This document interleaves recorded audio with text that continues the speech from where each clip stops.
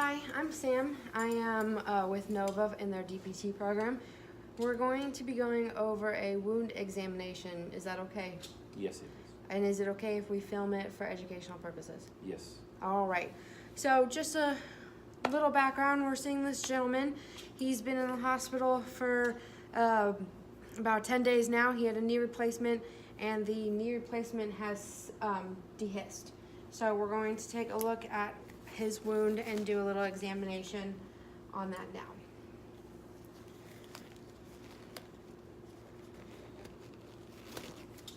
Alrighty, so we're gonna remove the bandage that was on, and with this we can see the drainage. As you can tell, the bandage has a lot of blood and some yellow fluid on it as well. So we're gonna note the location of this wound. It is on the anterior aspect of the knee. Like I said, he had a total knee replacement, so it is over that knee joint, and it's midline of that leg. So next we're going to note the shape. It is a linear wound. It's not circular, it goes straight with the incision, so it is linear. Now we're going to check the size of this wound. So how we're going to do that is we're going to get our lovely measuring tool, and we're going to do the clock method. So we're going to measure from the 12 o'clock from 12 to 6 to get the length, and we'll measure from 9 to 3 to get the width. So we're going to stick this at the end of the wound and pinch to where the wound stops, and then take it to our ruler, and that is 9.5 centimeters long. And we're going to do the same thing with the width. So we're going to go to the widest part, lay it down, pinch,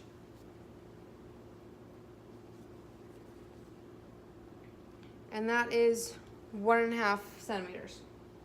Now we are going to check the depth. So we do the same thing that we just did with how we use this device, but instead we stick it into the deepest part of the wound, pinch, and measure again. And that is 1/2 centimeter deep. So the dimensions were 9.5 centimeters long, 1.5 centimeters wide, and 1/2 centimeter deep. So after that, we are going to note the edges. So the edges on this wound appear to be rigid. They have a epiboly characteristic where they are round and kind of away from the wound, from meeting each other. So I would say that they are disconnected from each other, and there's right now no sign of any formation of any kind of closing. So after that, we're going to note the color. The wound is nice and red. It's pink along some of the edges. It has a greenish tint to it, and you can tell that from all the sides and everything. So now we're going to note the peri-wound characteristics. Just like I said, the area is nice and red. It's really pink along the nice and red and pink along the edges of this wound on this to the sides and everything. It doesn't go down real far past, like it doesn't, it's only the middle of the incision. It doesn't go down the other incision lines. Now we're going to check the pulses. So we're going to start with the femoral artery.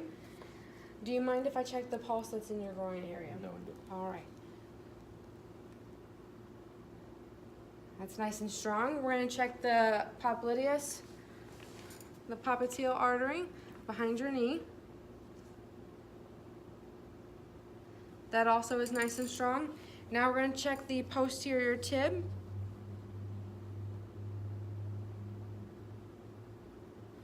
and the dorsalis pedis.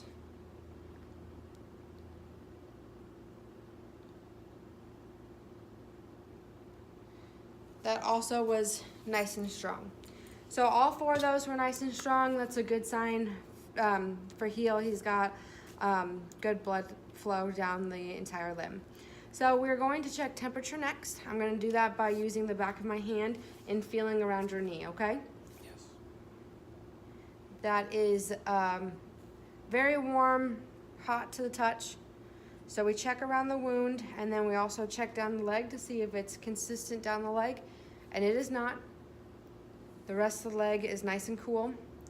And then we're going to check the other knee just for comparison. So sir, if you can put your leg up on the table for me.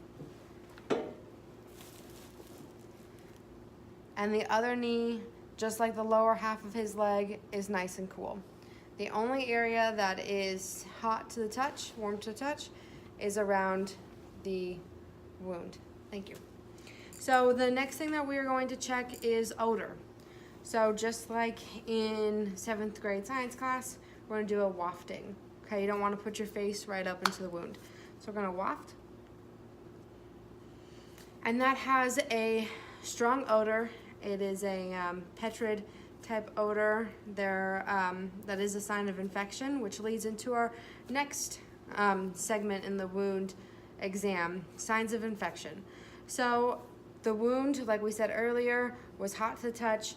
The surrounding area is red. The wound is red. The gentleman was explaining earlier that he is in a lot of pain with this, and the odor also all lead to that this wound might be infected. And I believe that is everything. So like I said, this is a dehisced knee replacement wound along the surgical incision.